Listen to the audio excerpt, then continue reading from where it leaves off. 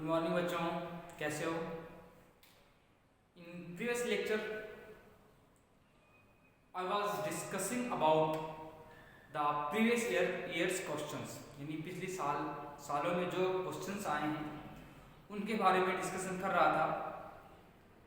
तो मैंने डिस्कस करते हुए पाया कि कुछ टॉपिक्स हैं जो रह गए हैं अकॉर्डिंग टू सिलेबस, वो कंप्लीट हो चुके हैं, लेकिन कुछ टॉपिक्स और हैं जो इंक्लूड किए गए हैं। मैं किसी भी टॉपिक को स्किप नहीं करना चाहता। तो फर्स्ट ऑफ ऑल डिस्कस करेंगे क्या कौन कौन से टॉपिक्स थे। फर्स्ट टॉपिक है experimental verification of distribution law, Maxwell distribution law. उसमें ये अपरेटस है, उसमें ये अपरेटस है जो मैंने डायग्राम बनाया है, ठीक है। और ये क्या है? शाफ्ट। समझा देता हूं, पहले हेडिंग डालना।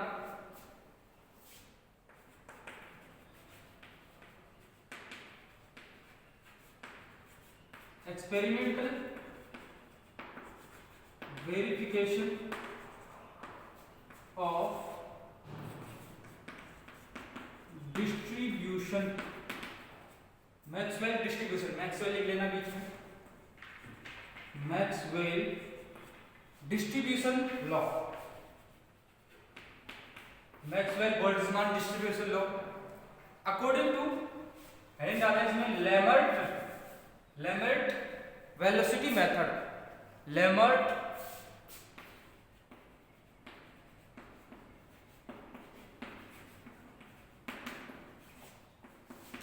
मेथड। अब थोड़ा सा अपरेटस के बारे में जानेंगे और प्रक्रिया जानेंगे। जितनी आपकी इमेजिनेशन अच्छी होगी उतना ही आप समझ पाएंगे। ये क्या है?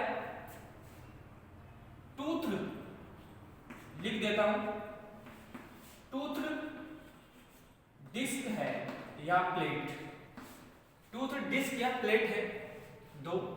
ये क्या है? इसके टीथ्स हैं, क्या है? कहते हैं दांते, क्या है? टीथ्स हैं, ठीक है।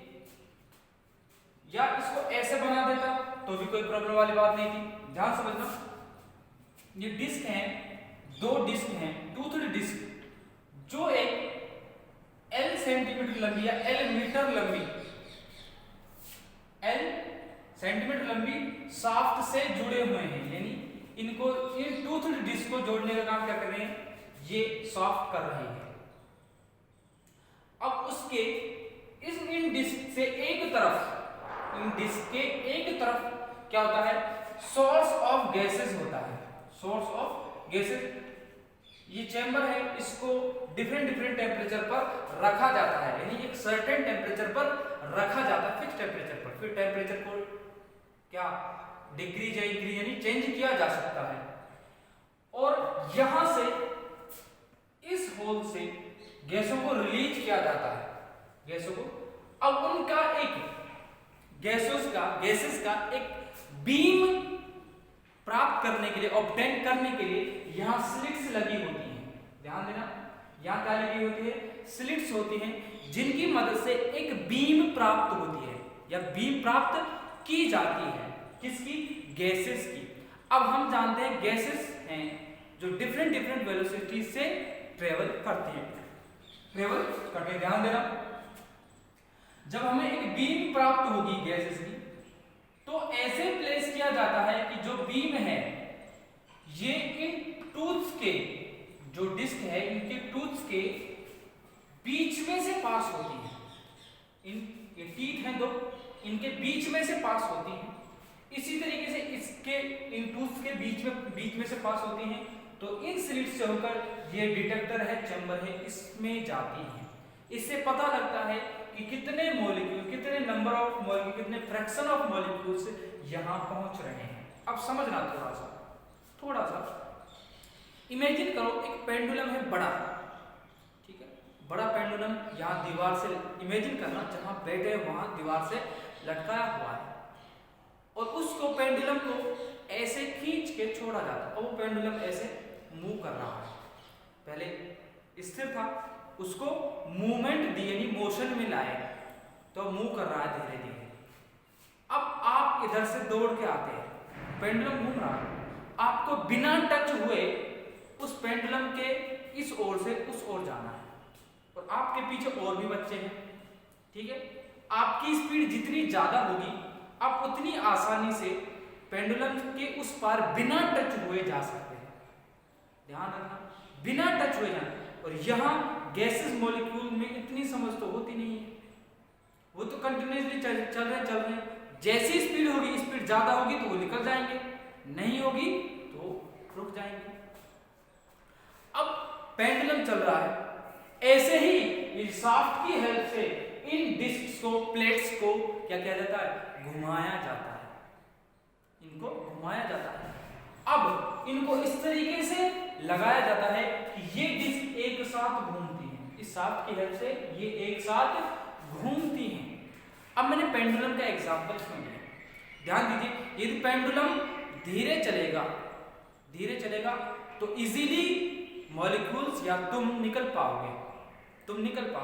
यदि मैं धीरे से स्पीड बढ़ाऊं, मॉलिक्यूल्स को यहां से यहां पहुंचना है, ध्यान देना, यहां से यहां पहुंचना है। अब मैं पेंडुलम को या इन चक्रियों को, पेंडुलम का एग्जांपल लेना जिससे चीजें समझ में आए। अब मैं पेंडुलम धीरे चल रहा था तो ज्यादा से ज्यादा मॉलिक्यूल इधर से उधर पहुंच पाएंगे, तुम ज्यादा से ज्यादा संख्या में उधर से यहां से वहां पहुंच पाओगे। अब मैं थोड़ा सा स्पीड बढ़ाता हूं तो सारे के सारे बच्चे नहीं निकल पाएंगे, तो कुछ निकल पाएंगे, कुछ नहीं निकल पाएंगे।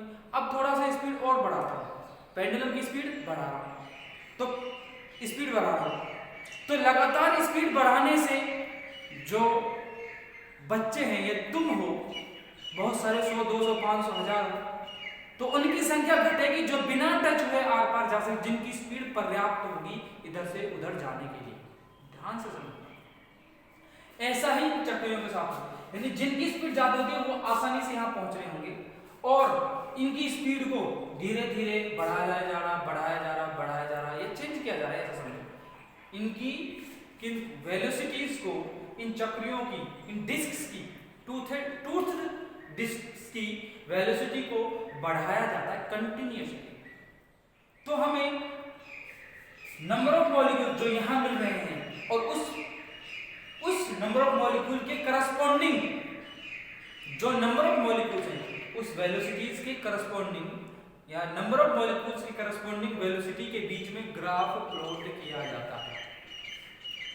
अब जो ग्राफ प्लॉट किया गया है वो ऐसा ही होता है जैसा मैक्सवेल का ग्राफ था, मैक्सवेल बोल्ट्जमान का ग्राफ था, ऐसा ही मिलता है। दोबारा ध्यान देना, मैं क्या कह रहा हूं, ये टूथ क्या है, डिस्क है, एक शाफ्ट से जुड़ी हुई है। अब पहले मैंने कहा ये स्थिर है, इसमें मूवमेंट हो नहीं रहा, कोई वेलोसिटी नहीं है, स्थिर है। तो यहां से यहां तक बहुत सारे मॉलिक्यूल पहुंचेंगे जिससे डिटेक्टर से हमें पता लग जाएगा, ठीक है। डिटेक्टर या रेडियोमीटर क्या काम कर रहा है, नंबर ऑफ मॉलिक्यूल्स को क्या कर रहा है, काउंट कर रहा है, ठीक है। इस चैम्बर में H2O2 N2 जैसी गैसेस फिल की हुई, उनकी वेलोसिटीज का क्या कर रहे हैं, हम स्टडी कर रहे हैं। किसी एक को लेके फिर दूसरे को, फिर तीसरे को, ऐसे नहीं सारी की सारी भरी हुई नहीं, किसी एक को, ऐसी गैसेस भरी हुई हैं इस सोर्स में, यहां से उन्हें निकाला जा रहा है पिन होल के जरिए, ठीक है। तो स्लिट के जरिए उन्हें एक डायरेक्शन में, एक फिक्स डायरेक्शन में, यानी यहां एक बीम ऑब्टेन करनी होती है। अब देखो गैसेस मॉलिक्यूल ऐसा भी तो यहां भाग जाए, इधर भाग जाए, इधर भाग जाए, इधर भाग जाए, यहां निकले थोड़ी दूर जाने बाद इधर भाग जाए, इधर भाग जाए। तो इन स्लिट्स की मदद से हमें एक बीम प्राप्त होती है, उन गैसेस मॉलिक्यूल से एक बीम प्राप्त होती है। अब यहां टूथ जो डिस्क है वो क्या है, स्थिर है।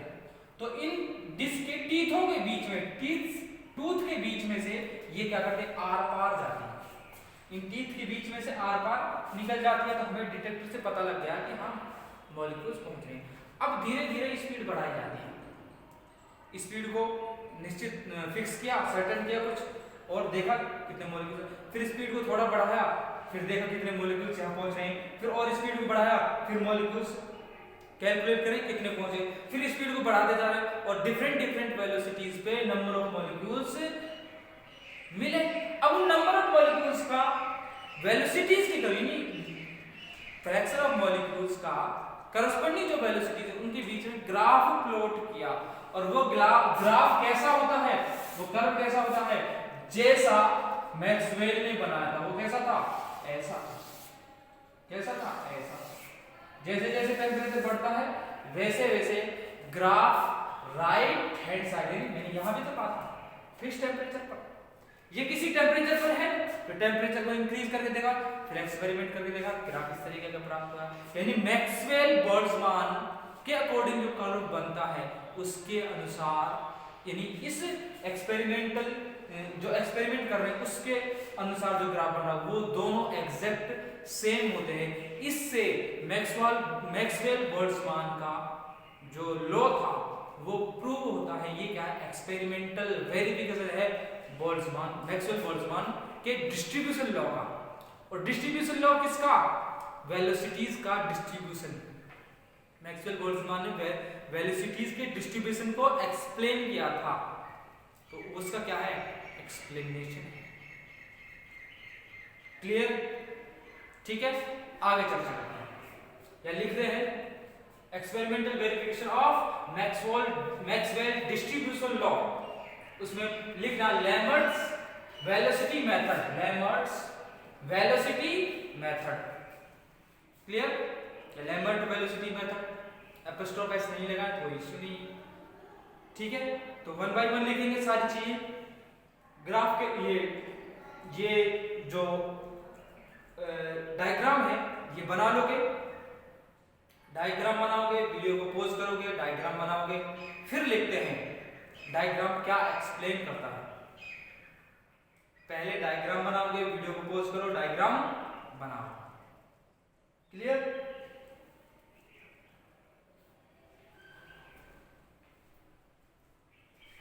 जल्दी से बनाओ, वीडियो को पॉज करो और जल्दी से बनाओ। जो काम की चीज है वही लिखी रहेगी, बाकी चीज को मैं इरेज कर रहा हूं, ठीक है। Okay, soft sleets, okay.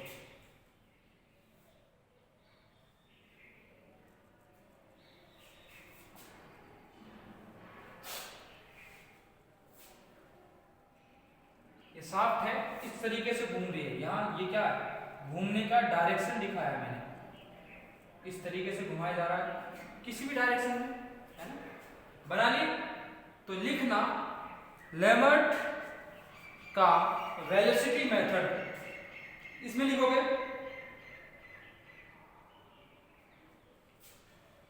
The apparatus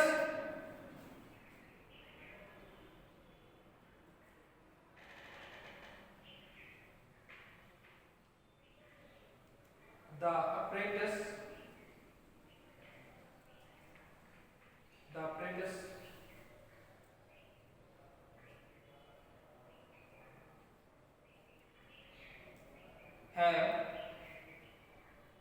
या ऐसे नहीं, सॉरी, have को काटो। The apparatus used in this method, the apparatus used in this method is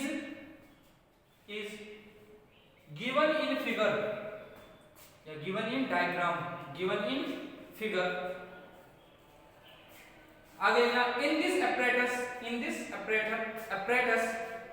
two-toothed disc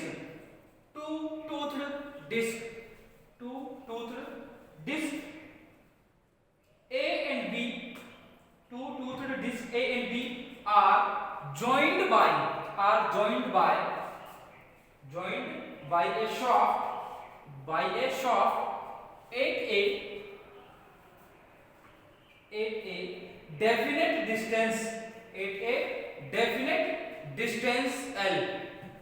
a definite distance L.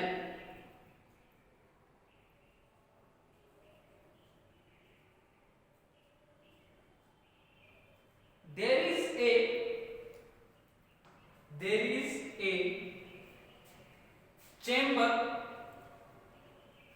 is a chamber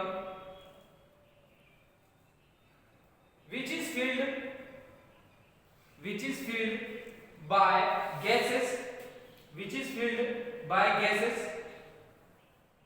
like H2, like H2O2, like H2O2,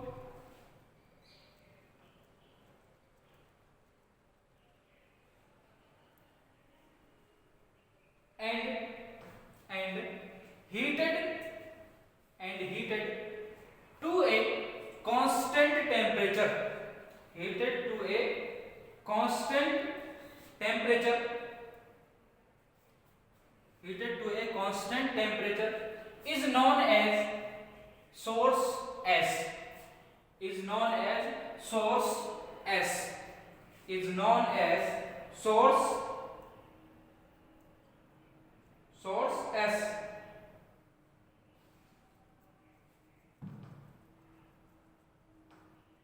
next line में the molecules of the gas, the molecules of the gas come out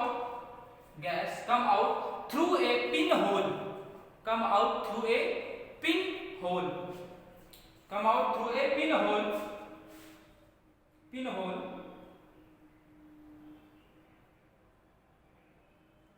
Gases molecules first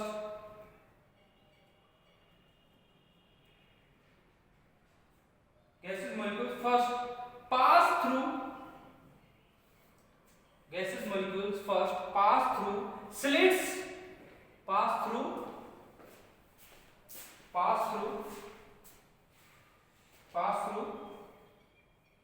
from slits and form a molecular beam, मैंने बताया था beam का formation होता है इन slits की वजह से,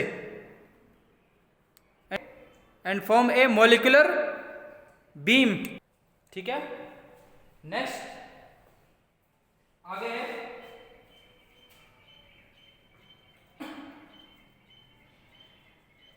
form A molecular beam. This molecular beam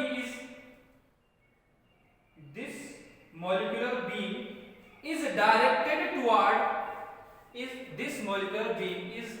directed toward the detector, directed towards the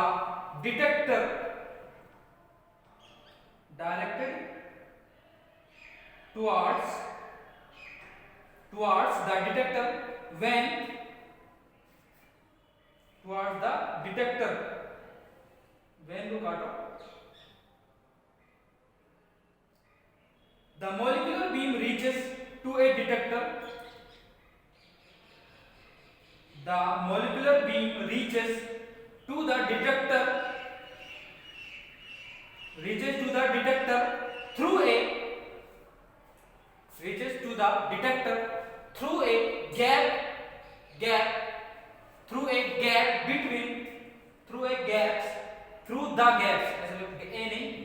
gaps between the teeth of the disc, मैंने कहा सर इन डिस्क के टीथ के बीच में से, ठीक है, दांते होते हैं ना, दांते, उसमें से, between the teeth of the disc।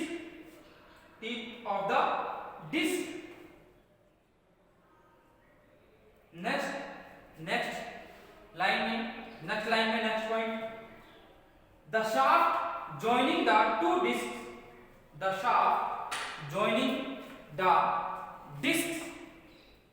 is rotated,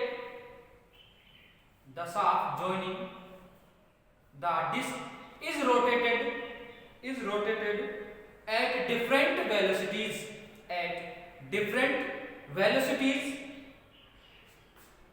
and for a particular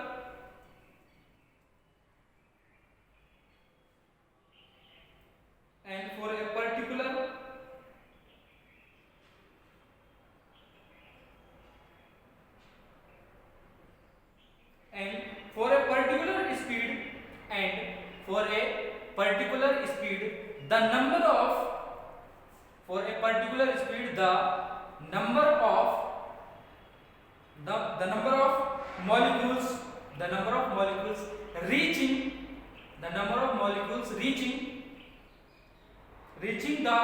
detector, reaching the detector is counted, reaching the detector is counted. In this way, the number of molecules in a sample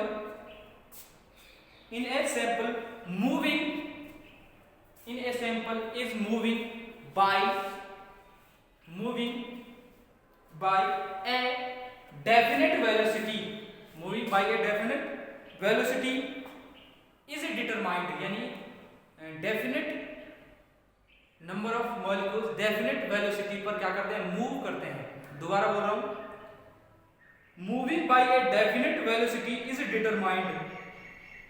in this way the number of molecules in a sample moving by a definite velocity is determined.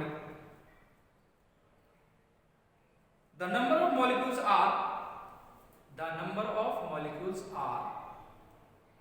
plotted against their velocities. The number of molecules are plotted against their velocities. The curve is the obtained curve, ऐसे लिखो, the curve obtained या obtained curve, जो भी लिखा कोई बात नहीं। The obtained curve is in accordance, यानी किसके अकॉर्डिंग था, बोल्ट्जमान के अकॉर्डिंग, मैक्सवेल बोल्ट्जमान के अकॉर्डिंग था। The curve obtained is in accordance with the theoretical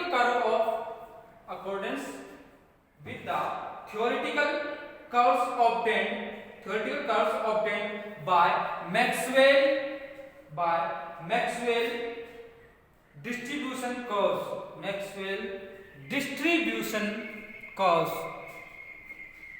distribution curves, ठीक है, मैक्सवेल डिस्ट्रीब्यूशन कर्व के अकॉर्डिंग थे।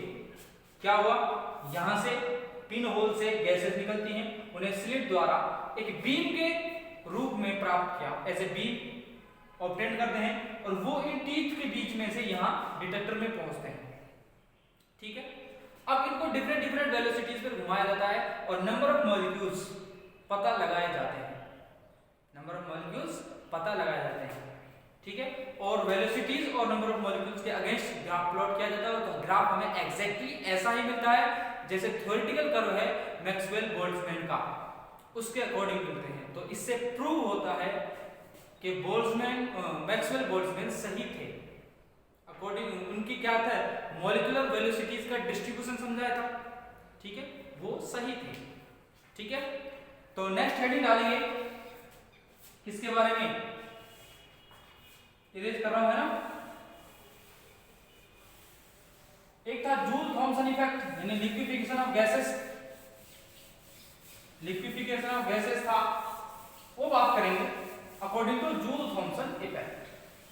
जूल थॉमसन इफेक्ट क्या है कि हमने लिक्विफिकेशन देखा, जब गैसेस को क्रिटिकल टेम्परेचर से कम रखा जाए और प्रेशर अप्लाई किया जाए तो एक फिक्स प्रेशर पर वो लिक्विफाई हो जाती है। और टेम्परेचर किससे होना चाहिए, कम, क्रिटिकल टेम्परेचर से कम होना चाहिए। जबकि जूल थॉमसन इफेक्ट में क्या है कि हम जानते हैं कि गैसेस मॉलिक्यूल्स के बीच में क्या होते हैं, अट्रैक्शन फोर्सेस होती हैं। ध्यान से सुनना, क्या होती है, अट्रैक्शन फोर्सेस होती हैं। जब एक फिक्स टेम्परेचर से गैसेस को नीचे रखना, क्रिटिकल टेम्परेचर बात नहीं कर रहा मैं, बिल्कुल नहीं कर रहा। जब गैसेस मॉलिक्यूल्स को, ध्यान सुनना, गैसेस मॉलिक्यूल्स को हाई प्रेशर से, किससे, हाई प्रेशर से लो प्रेशर की ओर मूव करवाया जाता है। या मैं कहूं, एक मान लो चेंबर है, उसमें गैसेस क्या है, बहुत ज्यादा प्रेशर में है, प्रेशर बहुत ज्यादा लगाया हुआ है इस चेंबर पर, प्रेशर इज हाई, बहुत ज्यादा प्रेशर है। जब मान लो उन्हें होल से इन्हें क्या किया जाए, निकाला जाए। ठीक है, तो क्या होता है, यहां प्रेशर इस एरिया में क्या है, बहुत कम है। जब यहां से यहां गैसेस मूव करती हैं तो यहां इस सिचुएशन में एट्रैक्शन फोर्सेस भी बहुत ज्यादा होती हैं। जैसे ही वो यहां से इस पिन होल से बाहर आती हैं तो वो क्या होती है, एक्सपेंड होती है। गैसेस क्या होती है, एक्सपेंड होती है। यहां अट्रैक्शन फोर्सेस है। देखो kinetic, according to kinetic theory of gases, gases molecule के बीच में अट्रैक्शन फोर्सेस नहीं होती है, जो कि गलत बात थी। वो उसकी लिमिटेशंस थी, हमने बात की थी। लिक्विफिकेशन ऑफ गैस किसकी वजह से, अट्रैक्शन फोर्स था, इसीलिए लिक्विफिकेशन हुआ था। मैंने कहा था यहाँ अट्रैक्शन फोर्सेस बहुत ज्यादा है, प्रेशर बहुत ज्यादा है, तो मैं उन्हें इस पिन होल से हाई प्रेशर से लो प्रेशर की ओर मूव करवा रहा हूं। तो यहां गैसेस क्या होंगी, एक्सपेंड होंगी, यानी इंटर आयनिक अट्रैक्शन फोर्सेस क्या करेंगे, क्योंकि अट्रैक्शन फोर्सेस है, जैसे पिन होल से बाहर आएंगे तो उन्हें गैसेस मॉलिक्यूल्स को अट्रैक्शन फोर्सेस के अगेंस्ट, ध्यान से, अट्रैक्शन फोर्सेस के अगेंस्ट एक्सपेंड होना पड़ेगा, या मैं कह सकता हूं वर्क करना पड़ेगा। जब वर्क करना पड़ रहा है, यहां एक्सटर्नल वर्क नहीं है, यहां एक्सटर्नल वर्क नहीं है, एक्सटर्नल वर्क नहीं कर रही कोई गैस, यहां गैस खुद ही वर्क कर रही है।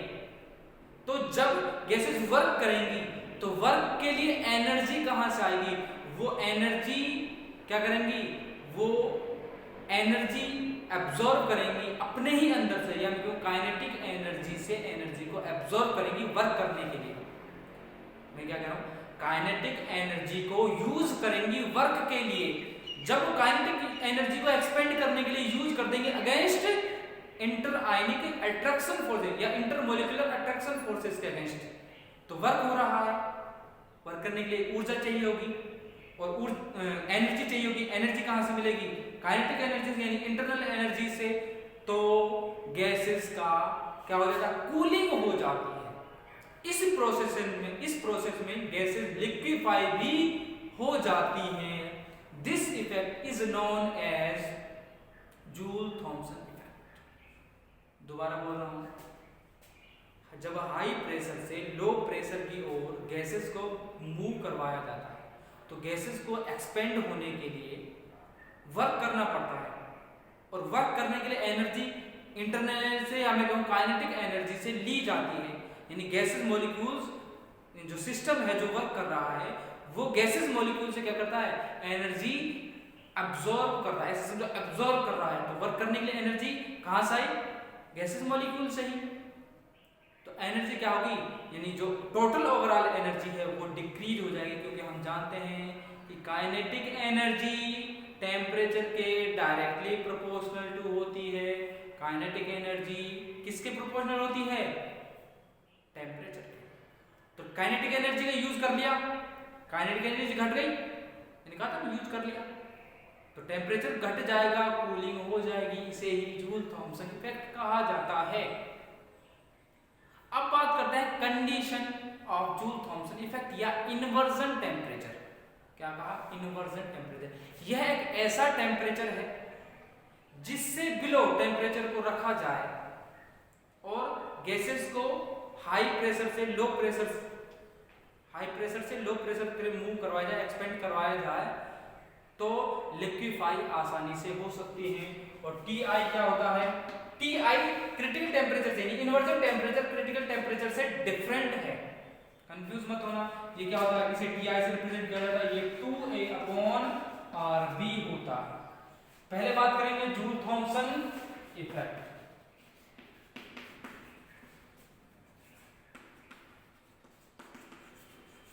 जूल थॉमसन इफेक्ट हेडिंग डालना और लिखना, कंटिन्यूअस लिखेंगे, ठीक है। देखो, according to Joule and Thompson,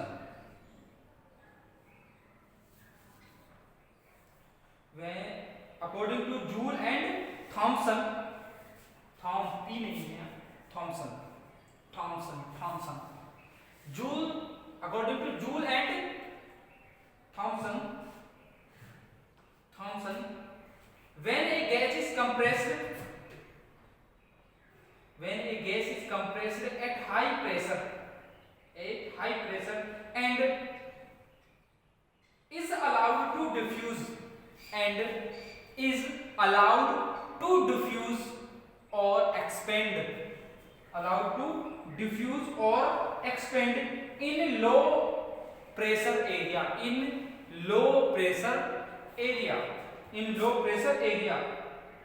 through a in a low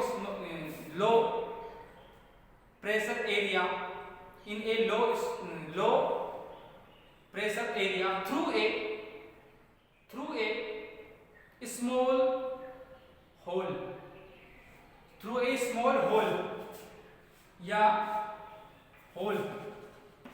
या aperture. क्या है aperture?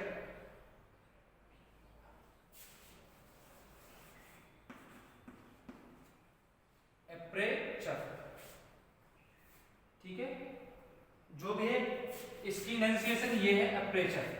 Through a hole, aperture लिख सकते हो, होल लिख सकते हो, कोई एक लिख लो. Through a hole there is a fall in temperature.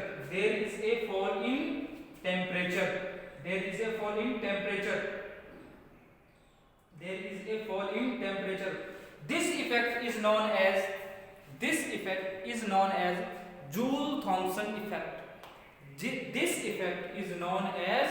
Joule-Thomson effect. Clear? ठीक है, आगे चर्चा करते हैं जूल-थॉमसन इफेक्ट. नेक्स्ट लाइन में when the gas expands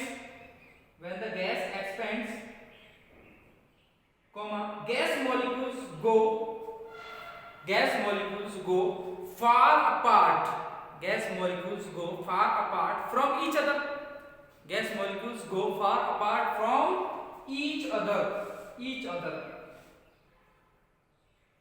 For this expansion work is done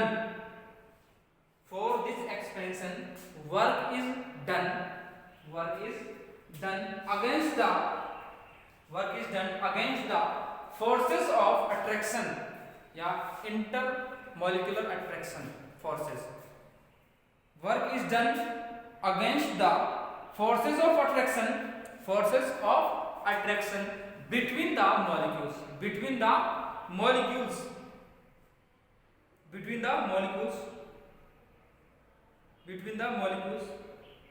For this work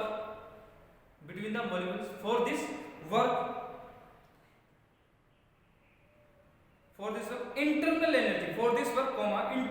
energy of the molecules is used.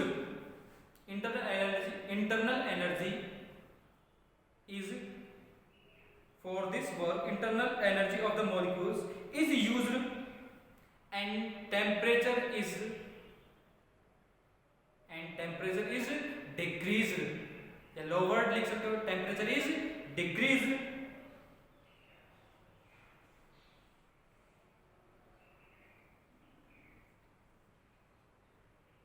Next line में, ठीक है, टेम्परेचर इज डिक्रीज्ड या लोवर्ड. ठीक है, हेडिंग डालना छोटी सी, इसी में जूल-थॉमसन इफेक्ट नहीं है. ठीक है, इन्वर्जन या condition of joule-Thompson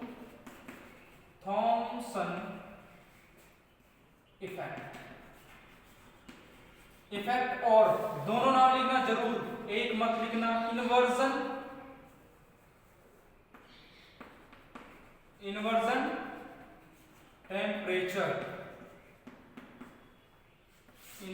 temperature condition of joule-Thompson effect और इन्वर्जन टेम्परेचर. ठीक है, लिखना इसमें इन्वर्जन टेम्परेचर में Joule-Thomson effect can be observed below a Joule-Thomson effect is observed below a Joule Thomson effect is observe below a definite temperature, below a definite temperature, below a definite temperature for every gas, for every gas, for every gas. This temperature is known as definite temperature for every gas. This temperature is known as inversion temperature. This temperature is known as definite, sorry, this temperature is known as inversion temperature. Inversion temperature. It is represented by Ti. It is represented what it inversion temperature की बात हो रही. Inversion temperature is represented by Ti. So Ti equal to 2A. ये 29 नहीं, A है, A. We know what we know. We know that Tc equal to 8A upon 27 Rb. 27 Rb. So we know that Tc equal to 8A upon 27 Rb. तो मैं लिखूंगा, देखो Ti upon Tc क्या होगा, देखो 2A upon Rb, 2A upon Rb divided by 8A upon 27 Rb.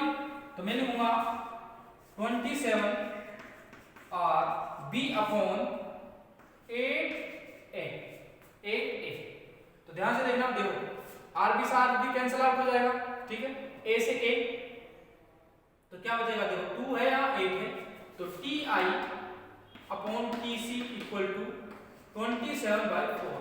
तो Ti को क्या लिख सकता हूं, 27/4 of Tc. Ti equal to 27/4. ऐसे Tb से रिलेशन फाइंड आउट कर सकते हैं. बॉयल टेम्परेचर ये क्या होता है, A upon Rb, A upon Rb होता है. तो Tb equal to 2 times of Ti equal to 2 times of Tb लिख सकता हूं, ठीक है, क्लियर.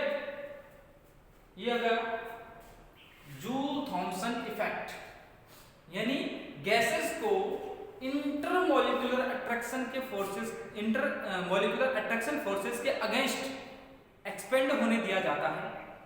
तो जब अट्रैक्शन फोर्सेस के अगेंस्ट एक्सपेंड होगी तो गैसेस को एक्सपेंड होने के लिए वर्क करना पड़ेगा, और वो वर्क करने के लिए एनर्जी कहां से आएगी, इंटरनल एनर्जी से या काइनेटिक एनर्जी से. क्लियर. जब इंटरनल एनर्जी को मॉलिक्यूल्स यूज करेंगे एक्सपेंड होने के लिए तो टेम्परेचर डिक्रीज हो जाएगा. क्लियर, ठीक. अब कुछ बचा है क्या, एक छोटा सा टॉपिक बचा है, देखो ज्यादा यूज नहीं है, इतना सा टॉपिक है, मैं कह सकता इतना सा टॉपिक है, इतना यूज नहीं है. देखो सिर्फ इतना सा बता सकता हूं उसमें, वो है फिजिकल सिग्निफिकेंस ऑफ. यदि इसकी हेडिंग देखो तो बहुत बड़ी है, सिग्निफिकेंस, लेकिन of law of corresponding state. Heading इतनी बड़ी है लेकिन इसका आंसर इत्तू सा है, इत्तू सा, ठीक है. ये क्या होती है, जब कंप्रेसिबिलिटी फैक्टर Z वर्सेस पाई यानी रिड्यूस्ड प्रेशर के बीच में ग्राफ प्लॉट किया जाता है, तो सभी गैसेस के लिए वो ग्राफ सेम होता है. ध्यान से सुनना, मैं क्या कह रहा हूं. जब कंप्रेसिबिलिटी फैक्टर Z वर्सेस पाई यानी रिड्यूस्ड प्रेशर के बीच में ग्राफ प्लॉट किया जाता है तो वो सभी गैसेस के लिए सेम होता है. यही क्या है, यही physical significance of law of corresponding of state. Law of corresponding of state क्या है, यदि किन्हीं गैसों के लिए, किन्हीं गैसेस के लिए टेम्परेचर और प्रेशर यानी रिड्यूस टेम्परेचर रिड्यूस प्रेशर में सेम हो, यानी reduce temperature reduce pressure same हो, तो उनमें डेविएशन भी क्या होता है, सेम होता है। ये था लॉ ऑफ करस्पॉन्डिंग, यानी डेविएशन सेम होता है। बात क्लियर, ठीक है। ये यूनिट कंप्लीट होती है। लास्ट क्लास में मैंने प्रीवियस ईयर क्वेश्चन डिस्कस किए थे, इससे कंफ्यूज मत होना, प्रीवियस ईयर तो बाद में डिस्कस करने थे, मैंने क्लास में ही डिस्कस करा, मैंने देख के नहीं आया कि क्या लास्ट ईयर पूछा गया है क्या नहीं पूछा गया, इसलिए मुझे बाद में पता लगा कि कुछ रह गया है। तो ऐसा मत सोचे कि कंफ्यूज ना हो, ठीक है। तो नेक्स्ट क्लास में चर्चा करते हैं कि न्यू यूनिट के साथ देखते हैं सॉलिड स्टेट हो या लिक्विड स्टेट हो। तो आई थिंक सॉलिड स्टेट ज़्यादा बेटर रहेगी, लिक्विड को बाद में डिस्कस करेंगे, कोलोइडल स्टेट के भी बाद में। तो 2 यूनिट हो गई। मैं कहूँगा यूनिट है 2, ठीक है, काइनेटिक्स और लिक्विड। लेकिन मैंने almost half of the syllabus करवा दिया। क्यों करवा दिया, समझो इस बात को, कि जो काइनेटिक्स थी सबसे लंबी बड़ी यूनिट थी, काइनेटिक्स सबसे बड़ी यूनिट थी, उसको करवा दिया। उसका मतलब है गैसेस हो गई, यानी वो अकेली यूनिट कम से कम 1.5 के इक्वल है, बहुत बड़ी यूनिट थी काइनेटिक्स। तो मिलते हैं नेक्स्ट क्लास में न्यू यूनिट के साथ। Thank you very much for your great cooperation.